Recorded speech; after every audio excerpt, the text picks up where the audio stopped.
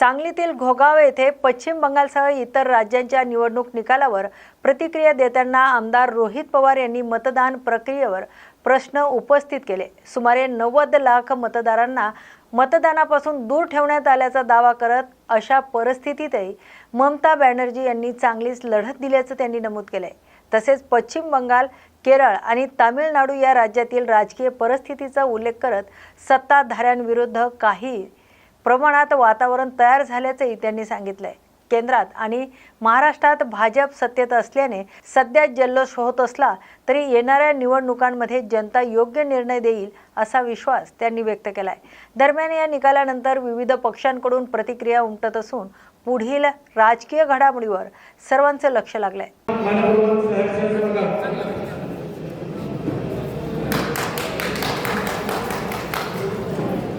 आज आपल्या तालुक्यामध्ये असणाऱ्या शेतकऱ्यांच्या हितासाठी व जो अन्याय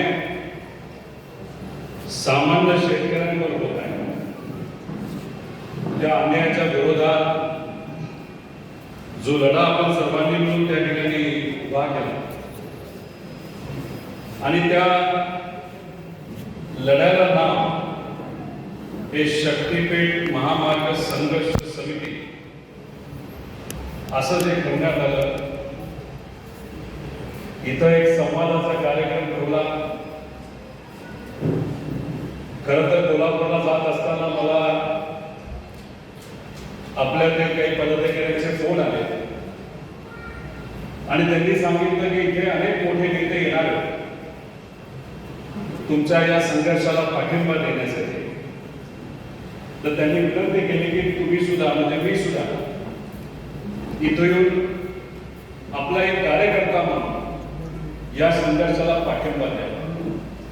जेव्हा सामान्य लोक लढत असतात आणि प्रामाणिक हितासाठी लढत असतात, प्रामाणिक मागण्यांसाठी लढत असतात, तेव्हा पवारांचा पाठिंबा हा आपल्या सर्वांना असतोच हे सांगण्यासाठी मी खरं तर इथं आलेलो आहे।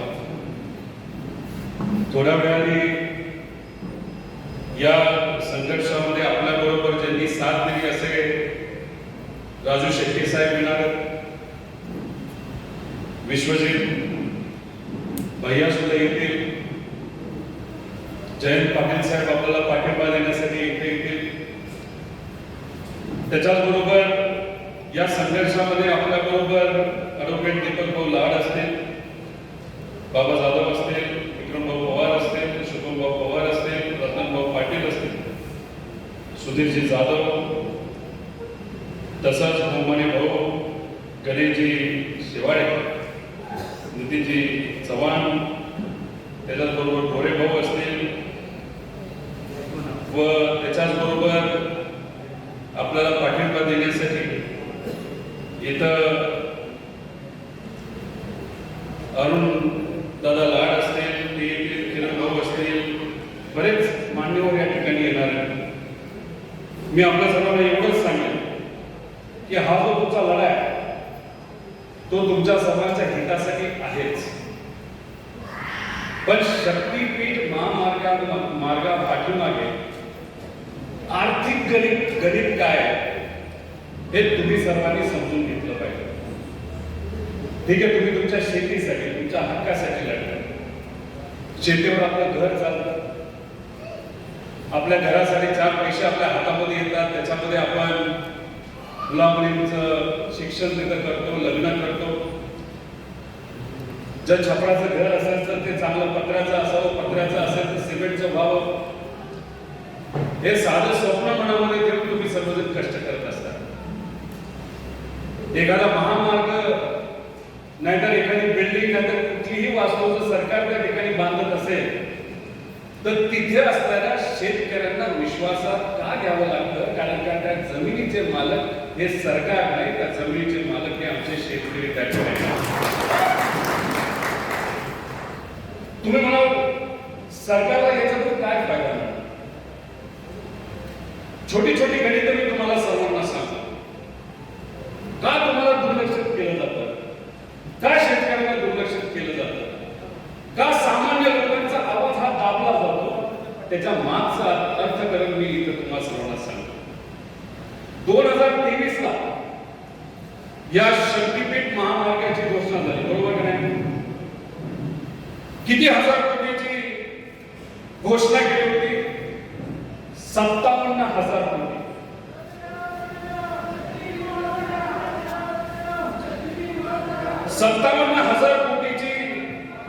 कोटीचा खर्च होईल असं त्या ठिकाणी सांगण्यात आलं. आणि त्यानंतर आखणी जेव्हा केली या रस्त्याची, ही आखणी केल्यानंतर 57,000 कोटीवर हा रस्ता कितीवर गेला? तर हा 86,000 कोटीवर गेला. म्हणजे सुरुवातीला 56,000, आता 86,000, आणि आताच नव्याने किती हजार कोटी वाढ केली? 15,000 कोटी रुपये वाढ केली. म्हणजे हा जो रस्ता आहे तो किती हजार कोटीवर गेला? तर 1,00,000 कोटी रुपयावर हा रस्ता गेलेला आहे. सुरुवात कितीवर झाली? 56,000, आणि आता हा एस्टिमेट किती लाखावर गेले? 1,01,000 कोटी रुपये. आता सरकार तुम्हाला काय सांगणार?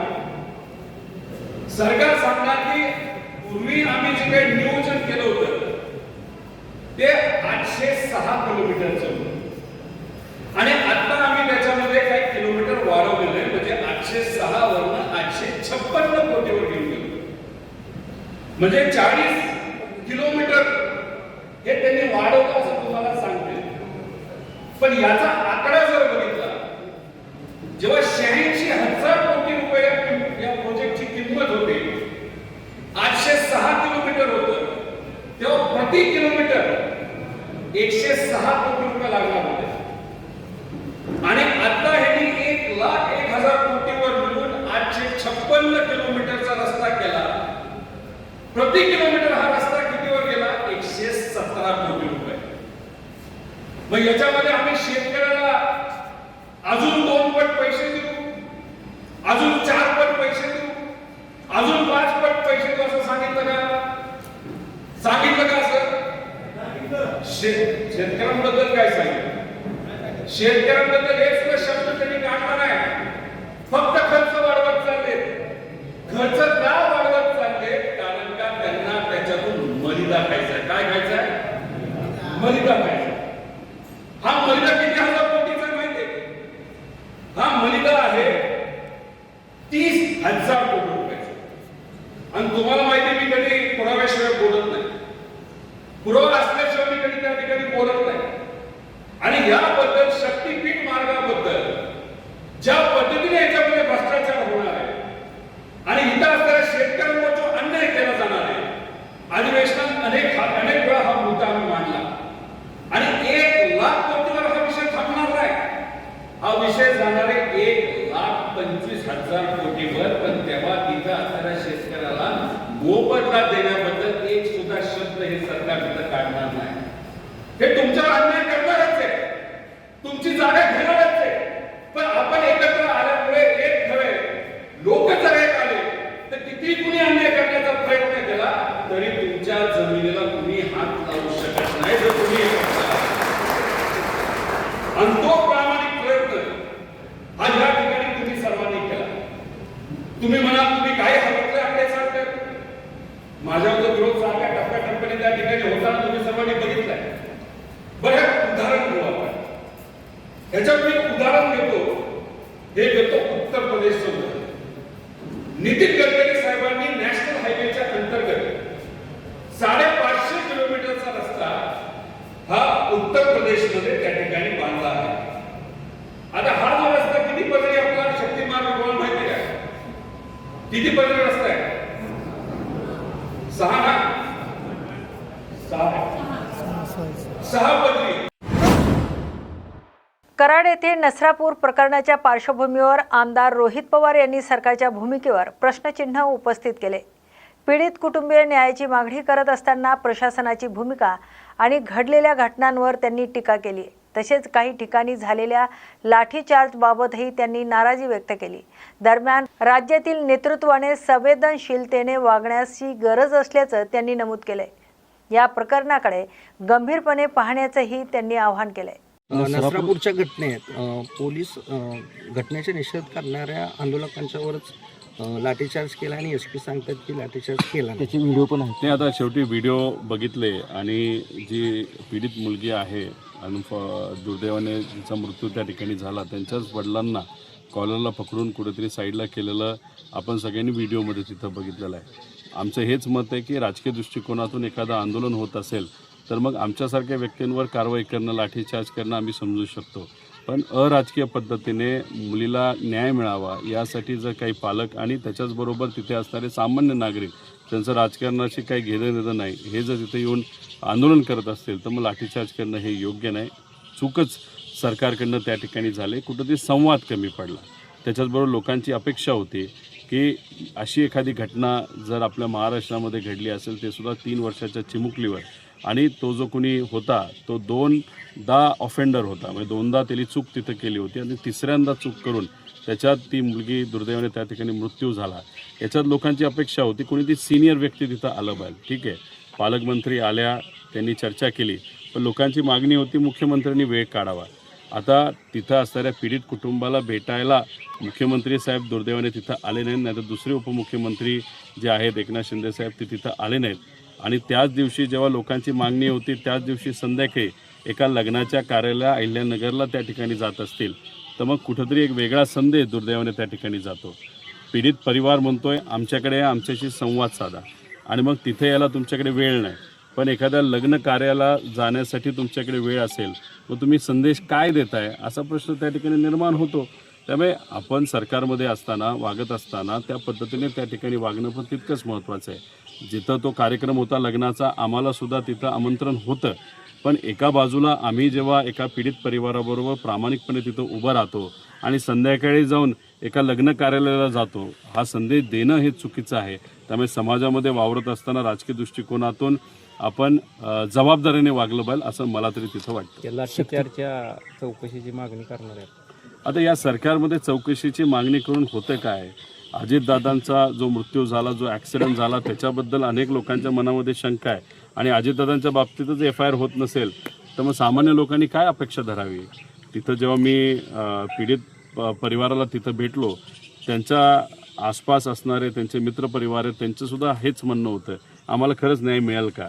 म्हणजे जेव्हा सामान्य परिवारातली लोक प्रश्न करायला लागतात की खरंच आम्हाला न्याय मिळणार आहे का तेव्हाच कुठेतरी समजून घ्यायचं असतं महाराष्ट्राची कायदा व सुव्यवस्थेची जी परिस्थिती आहे नाही तर जे सरकार आहे ते सरकार कुठं ना कुठंतरी फक्त ताकदवान व्यक्तीच्या पाठीमागे राजकीय भूमिका घेण्याच्या पाठीमागे हे व्यस्त आहे. सामान्य लोकांना न्याय देण्यामध्ये हे सरकार कमी पडतं हे कुठेतरी सिद्ध होतं.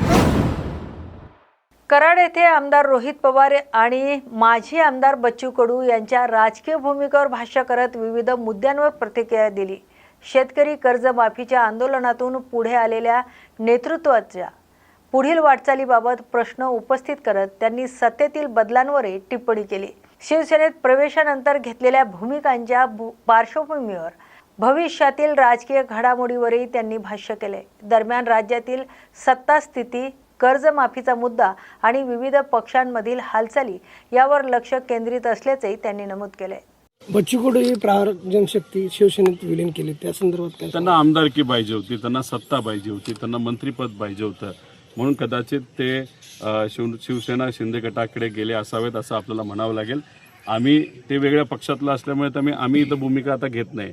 पण त्यांचेच कार्यकर्ते भूमिका त्यांच्याबद्दल काय घ्यायला लागले हे कुठेतरी आपण बघितलं पाहिजे आणि ते आपल्याला बघायला मिळेलच.